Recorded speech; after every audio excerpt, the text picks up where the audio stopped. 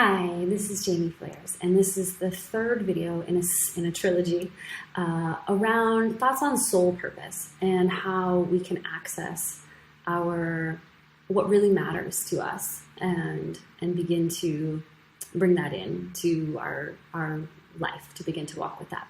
So in the first video, I talked about soul and ego and how we find out what matters, like what part of us finds out what matters, knows what matters, and what part of us is able to then enact that in the world. And then in the second video, I talked a little bit about some of my own journey and my own walk with soul images.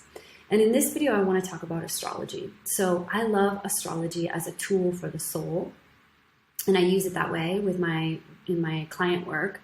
I do one-on-one sessions and teach astrology. And I like to access astrology, the astrological body of wisdom, at the level of the soul. So at the level of the ego, and there's no judgment here, this is just what I've noticed. When we access astrological wisdom from the ego, we tend to get like a set of personality traits, often just about our sun sign, which is like just a small fraction of your astrology. It's not even sometimes the thing at all in your astrology. But what we often get is sort of like this closed container of identity. Like a Leo is X, Y, and Z. A blah, blah, blah is X, Y, and Z. It's kind of finite. It's kind of from an ego way that kind of identifies us actually in a way that can limit us often. When we access astrological wisdom from the level of the soul, we get archetypes and images.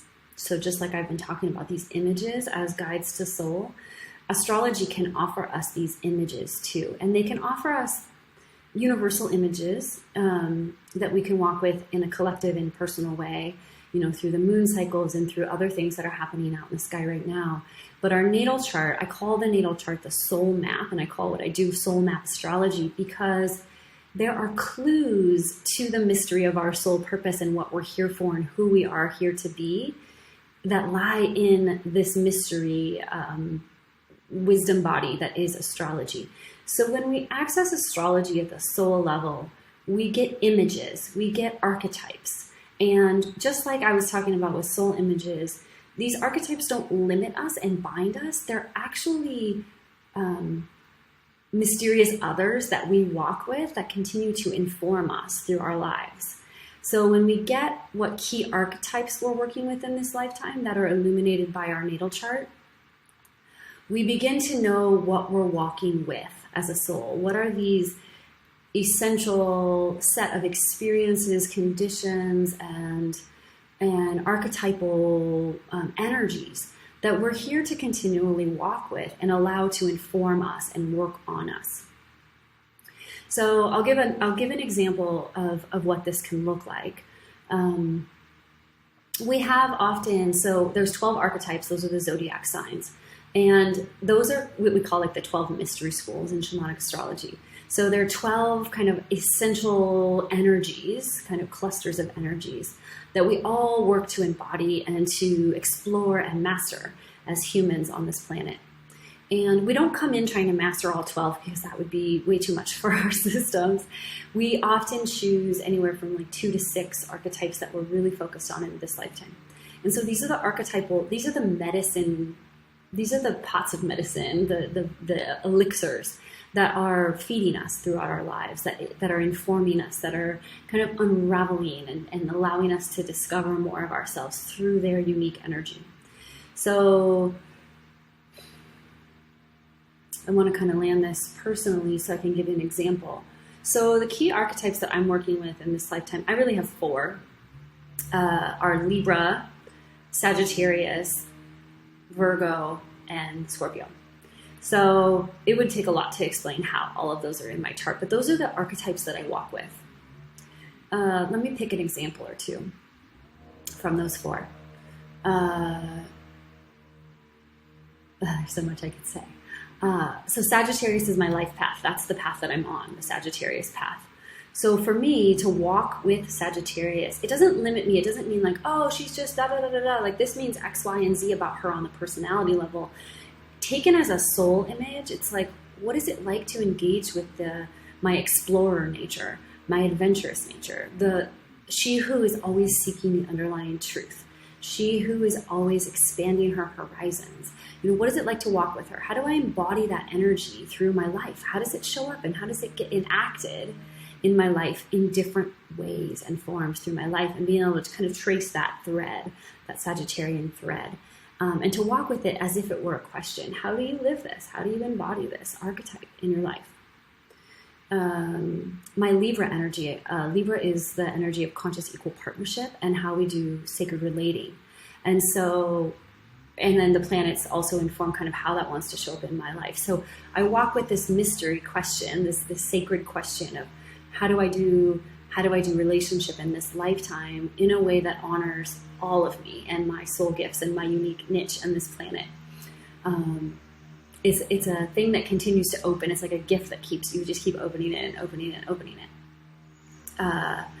My Scorpio, I have a few personal planets in Scorpio, and Scorpio is the erotic, the eros, the one who's tapped into life force, the one who can go down deep into the shadows and explore the mysteries, and the one who experiences continual death and rebirth. How do I walk with that energy? How do I meet that energy? How do I relate to it? How do I embody it? How do I meet it in the sacred others in my life, the other people, the other places, the other experiences and conditions that I meet along my path? How do I walk that?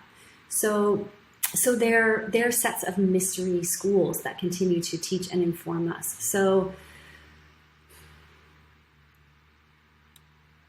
they may not give us our key soul images, like I talked about soul images and soul encounters prior, but they are helpers. They are guides. We can consider them as guides on the path that continue to inform us, teach us, guide us, and ally with us along the way. So that's how I do astrology, y'all. I know it's not how a lot of people do, and it's not what you might find, in other in pop astrology.